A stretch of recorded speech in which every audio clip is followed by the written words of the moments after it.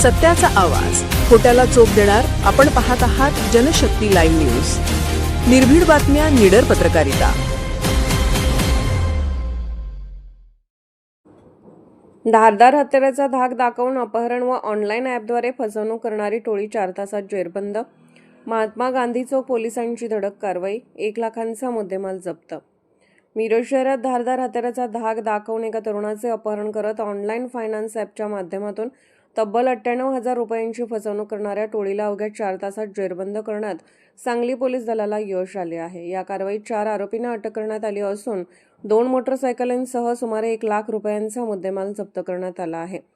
दिनांक 3 फेब्रुवारी 2026 रोजी दुपारी 2:30 ते सायंकाळी 5:30 या वेळेत फिर्यादी राजू मार्टिन देवसिया राहणार चौगले प्लॉट समतानगर मिरज हे कृपामाई हॉस्पिटल येथून समतानगरकडे जात असताना MSCB सबस्टेशन जवळ तिघांनी दुचाकीवरून येत त्यांच्या मोपेडला धडक दिली. त्यानंतर शिवीगाळ व मारहाण करून धारदार चाकूचा धाक दाखवत त्याचा मोबाईल, आधार कार्ड व पॅन कार्ड हिसकावून त्याचे अपहरण करण्यात आले.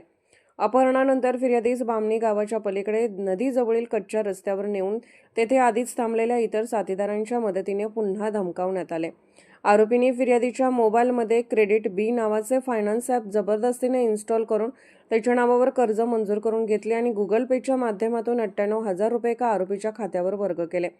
या घटनेबाबत महात्मा गांधी चौक पोलीस ठाणे मिरज येथे गुन्हा रजिस्टर नंबर 47/2026 अन्वये भारतीय न्याय संहिता कलम 318(4), 140(3), 138, 115(2), 351(2), 351 व 35 अंतर्गत गुन्हा दाखल करण्यात आला.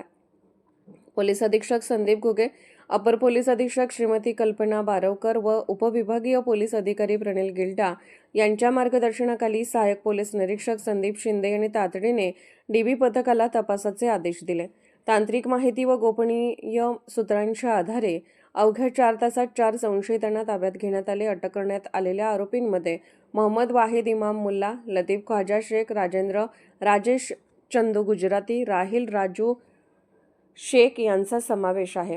तर अविनाश उर्फ रितेश, अधिनाश उर्फ रितेश शिवाजी कुरणे हा आरोपी फरार असून त्याचा शोध सुरू आहे. या कारवाईत 2 स्प्लेंडर मोटरसायकली किंमत 1 लाख रुपये जप्त करण्यात आली आहे.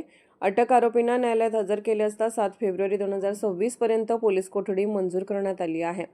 सदर गुन्ह्याचा पुढील तपास पोलीस उपनिरीक्षक संदीप गुरव करत आहेत. दरम्यान नागरिकांनी अशा प्रकारचे अपहरण, ऑनलाईन फसवणुकीपासून सावध राहावे. कोणीही धमकावून पैसे किंवा मौल्यवान वस्तूंची मागणी केल्यास तात्काळ डायल 112 वर संपर्क साधून पोलिसांना माहिती द्यावी असे आवाहन सांगली जिल्हा पोलीस दलातर्फे करण्यात आले आहे.